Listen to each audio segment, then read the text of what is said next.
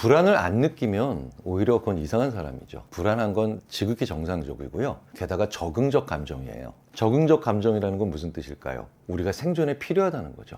굉장히 날씨가 안 좋을 때, 혹은 천재지변이 예상될 때, 혹은 저쪽에서 무서운 동물이 달려올 때 불안함을 느껴야 우리가 생존 확률이 올라가죠. 그렇기 때문에 불안은 무언가 안 좋은 일이 닥칠 것 같은데 라는 생각을 하게 만들어서 대비하게 만드는 감정이에요. 우리가 그 일이 이미 일어나 버리면 그 이후에는 공포, 놀람, 심지어 슬픔, 실망 이런 걸 느끼죠. 그런데 우리가 결과를 놓고 불안해하는 것보다는 결과를 앞두고 아직 일어나지 않는 일들에 보통 불안을 느끼죠. 그렇기 때문에 불안은 자연스러운 반응입니다. 그런데 그 불안을 잘 다루면 좋은 결정이나 지혜가 나오죠. 자, 그렇기 때문에 불안을 잘 다루는 사람들은 노하우가 있는 거예요.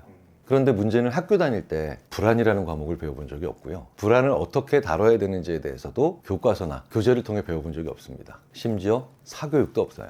자, 이 얘기는 뭐냐면 우리가 대부분 어떻게 불안을 다루는가를 건너 구전으로 이렇게 들었다는 거죠. 하지만 이젠 심리학자들이 이런 방법들에 대해서 꽤 괜찮은 그리고 쓸모있는 이야기를 해주죠. 불안은 항상 막막하고 모호할 때 커집니다. 그런데 막막하고 모호하다는 건 크다는 뜻이에요. 그런데 그게 실제로 물리적으로 커서가 아니라 커 보이고 왠지 모르게 내가 감당할 수 없을 만큼 거대한 것 같다라고 느낄 때 이때 불안이 커지죠. 자, 그렇다면 이때 어떻게 해야 될까요? 간단하죠. 작게 만들면 됩니다. 무슨 얘기야? 쪼개라고요. 잘게. 그러니까 이번 주까지 보고서를 마친다. 불안하다면 페이지, 제목, 요약, 목차 그 외에 다른 여러 가지 순서대로 쪼개놓고 그 중에 하나를 하기 시작하면 그러면 굉장히 좋은 일이 생기죠. 뭘까요? 가장 중요한 것과 가장 먼저 해야 되는 것을 구분할 수 있게 되거든요. 우리는 흔히 가장 중요한 걸 제일 먼저 하려고 합니다. 하지만 이건 의외로 대부분 좋은 결과를 만들어내기 어렵죠. 실제로 상당한 부를 모으신 분들은 이렇게 얘기해요. 부자가 되기 위해 가장 중요했던 건 뭔가요? 그러면 소득을 늘리는 겁니다. 그런데 부자가 되기 위해 가장 먼저 하셨던 건 뭔가요? 소비를 줄이는 겁니다. 그런데 우리는 가끔 제일 중요하니까 제일 먼저 하죠. 근데 소득 늘리는 게 얼마나 어려운데요. 그런데 재밌는 건 소비를 줄이다 보면 일종의 씨앗, 시드머니가 생겨서 그걸로 소득을 늘릴 수 있는 방법들이 또 보이게 되기도 하죠. 그리고 그 길을 걸어가는 과정에서 용기가 나죠. 이거를 그렇게 많은 기업에서 셀프 모티베이션이라고 부르기도 합니다. 결국은 잘라내고 쪼개고 나누고 그리고 그 중에서 가장 중요한 것과 가장 먼저 해야 되는 걸 구분하는 것, 이런 과정을 거치면서 우리는 불안을 쓰게 됐죠. 불안이 우리를 쓰고 소모하는 것이 아니고요. 굉장히 재밌는 게 공부도요, 남의 방법 쓰면 망하는 경우 많고요. 사업도 남의 방법 쓰면 망하는 게 되게 많죠. 왜 그럴까요? 개인차라는 게 존재하기 때문에 그렇습니다. 일단 한번 해봐, 이런 경우를 들어보죠. 그런데요, 사람에 따라서 어떤 일이든 먼저 해보고 난 다음에 미세 조정하는 게 나은 사람이 있고요. 나한테 맞는 일을 찾을 때까지는 좀 방황스럽더라도 혹은 조금 헤매더라도 일단은 그걸 찾을 때까지 계속 두루두루 경험해야 되는 사람들이 있습니다. 자, 그렇기 때문에 일단 한번 해봐 라고 하는 게 모든 사람한테 통하는 그런 만병통치약이 아니라는 거예요. 대부분의 경험담은 그냥 한 사람의 방법입니다. 게다가 특히 불안은요, 사람마다 같은 사안에 대해서 느끼는 정도와 그 사안의 종류도 달라요. 그렇기 때문에 이럴 때는 이렇게 해봐 라고 하는 건 그 사람이 주로 이런 일에 불안을 느끼고 이런 방법을 통해서 나온다는 거죠. 스스로 알아내야 됩니다. 가장 중요한 원칙, 원리 정도만 내가 가지고 있고요. 그리고 주인공이 빠져있는 이런 원리와 원칙 속에서 내가 주인공이 됐을 땐 이 방법은 안 좋네, 이 방법은 되게 쓸모가 있는 걸 이렇게 스스로 알아내서 기록해야 돼요. 수많은 자기계발서들이 굉장히 동기부여는 좋습니다만 실천적인 과정에서 우리를 좌절하거나 아니면 실망시키는 경우도 마찬가지죠. 자기계발서가 무조건 나쁘다는 뜻이 아닙니다. 그래, 나도 한번 해보자 라는 식의 동기부여를 해주는 건 아주 좋은 역할을 하죠. 하지만 그 방법을 그대로 카피해서 따라하는 것, 이건 미련하면서도 그리고 어리석은 결과를 맞을 때도 많죠. 그래서 내 방법을 찾아야 돼요. 불안을 대함에 있어서 그래, 이걸 어떻게 해서 어떻게 가야 내가 좋은 결과를 가져올 수 있을까? 여기에는 원칙, 누구나 공유하는 원칙에 내 방법이 존재해야 됩니다. 사람마다 불안을 느끼는 그 대상이 매우 상이에요. 우리는 그래서 그 불안이 제대로 해결되지 못하고 결국은 불안이 어떤 식으로든 너무 강하게 오는 것들을 갖다가 포비아, 공포증이라고 부르기도 하죠. 여전히 연구자들은 귀뚜라미 공포증이 왜 존재하는지 잘 모릅니다. 심지어 환이나 윤, 그러니까 동그란 것에 대한 공포증 느끼는 분들도 있죠. 그런 공포증, 포비아 같은 것들을 왜 가지게 됐을까요? 이거 아직 완전히 저희들이 모릅니다. 다만 태어날 때 거의 결정된 거 아닐까? 그러니 동그라미를 무서워하는 사람에게 귀뚜라미를 무서워하는 사람이 아무리 자기 방법을 얘기해줘도 소용이 없다는 거죠. 이 두 가지 다 가지고 있는 지혜가 필요합니다. 불안을 잘 이용하는 사람들, 이런 사람들은 간단하죠. 자기가 자기에 대해서 잘 아는 사람들이에요. 그래서 자기가 어떤 감정을 느꼈을 때 요거는 믿지 마, 요거는 믿을만해. 심지어 저는 이런 분도 봤어요. 아, 오늘 웬만하면 외출 안 해야 되겠는데? 왜요? 오늘 나가면 싸울 것 같아. 지금 편안한 상태인데요? 아니야, 요런 날 가면 꼭 내가 꼬여 있더라고. 자기 감정의 전문가들이죠. 그런데 이런 분들은 불안에 대해서도 전문가예요. 심지어 이렇게 얘기하는 분도 봤어요. 이거는 뭔가 좀 불안한 거 보니까 이쪽 일을 좀 해야 되겠네. 오, 지금 요렇게 불안해? 아, 이러니 조금 집안일을 돌봐야 되겠어. 이게 왜 그게 가능할까요? 사실 굉장히 많은 자기의 느낀 감정과 그 다음에 내가 내렸던 결정 혹은 행동, 그리고 그 결과의 좋고 나쁨, 이런 것들을 잘 써놨던 거죠. 기록의 힘이에요. 이걸 어떤 분들은 일기라고 하고 어떤 분들은 일지라고 하죠. 자기 기록을 가지고 있는 사람은 결국은 반추할 수 있게 되고, 그리고 그 과정에서 패턴을 발견하게 됩니다. 저는 왜 학교에서 저보다 나이가 많은 선배 교수님이랑 말다툼을 하게 되면 카센터 하고 있는 친구를 찾아가서 알탕 먹고 사우나 하면 풀릴까요? 그런데 왜 그 방법이 대학원생들이 공부 안 하는 것 때문에 제가 속상해서 계속해서 화가 날 때는 안 통할까요? 이 방법보다 저는 집에 일찍 들어가서 약간 찬물에 샤워하고 아내한테 냉콩국수 해달라 그래서 먹으면 또 다음날 대학원생들이랑 다시 같이 공부할 수 있습니다. 화가 좀 풀린다는 거죠. 이유가 없죠. 논리적인 근거가 있는 게 아니에요. 우리 뇌가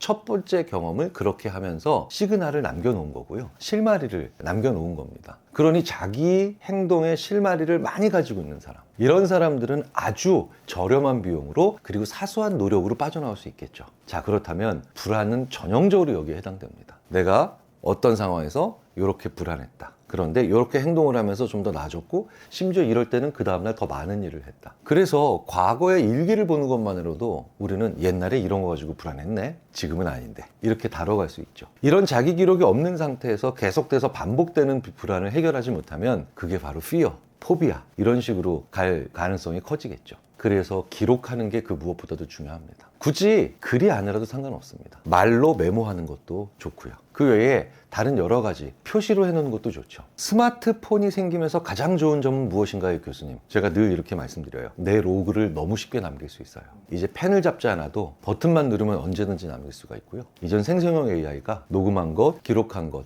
쓴 것, 워드 프로세서로 타이핑한 것, 이 모두를 한꺼번에 같은 방식으로 정리도 해주죠. 한 번쯤 자기 일기를 GPT나 제미나이 같은 생성형 AI에 넣어볼 생각 안 하셨어요? 그러면 실제로 재미있는 걸 알려주기도 합니다. 내가 어떤 불안에 어떤 식으로 대처해 왔는가를. 자기 기록이 많은 사람을 이제 못 당하는 시대가 됐다는 뜻이에요.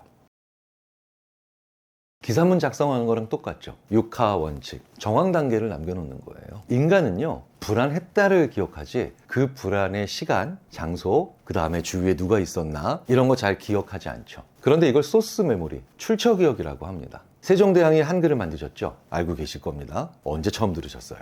이러면 사람들이 그런데 제가 만약에 시험 문제를 그런 식으로 낸다고 하면 어떨까요? 세종대왕께서 한글을 창제한 걸 제일 먼저 알았던 날을 써라. 우리나라가 세계 최초로 무엇을 발명한 거를 언제 제일 먼저 들었는가, 그걸 써라. 그럼 사람들이 이렇겠죠. 뭐 그런 말도 안 되는 걸 물어봐. 하지만 그게 진짜 필요할 때가 있죠. 법정, 수사.